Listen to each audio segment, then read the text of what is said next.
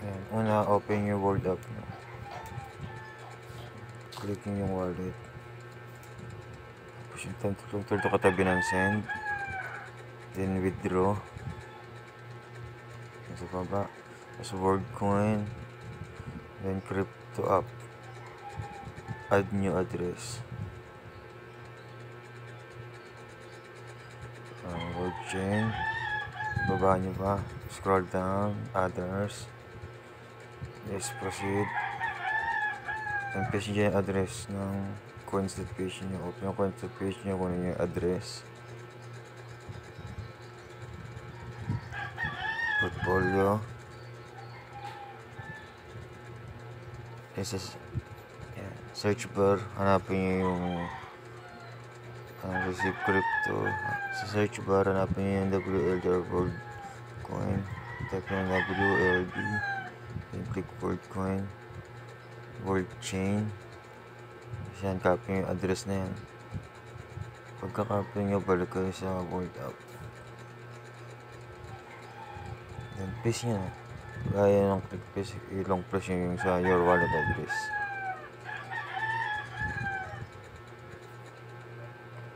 Click nyo lang yung paste yan. Long press nyo lang yan. Tapos din yung magpapap na paste.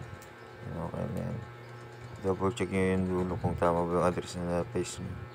Balik muna kayo sa coins.ph app nyo. Hindi ko yan, tama. Tama naman yung dulo. Continue nyo lang. Tapos kung inaniyan nyo, ayan, yan max. Pag lahat, then continue. Tapos yan, confirm withdrawals. Yan done. Refresh nyo. Pag ibig sabihin sending na. Balik kayo sa check nyo muna yung history na nabawasan na 100 24 may maliit na transaction fee kaya nabawasan yung 25 na withdraw nyo.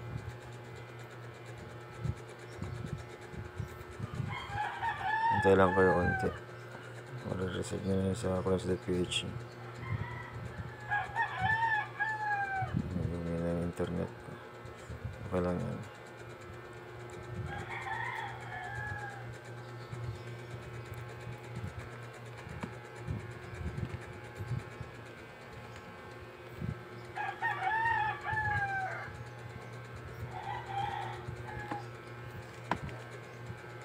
Refresh nyo.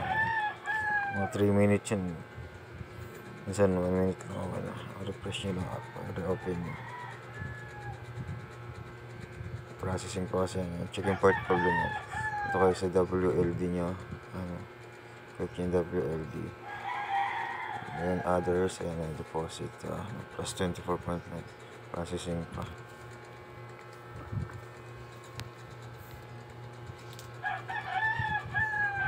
Ganun lang mag-transfer from Word to coins.ph. Okay. Happy earning guys. Salamat sa panonood.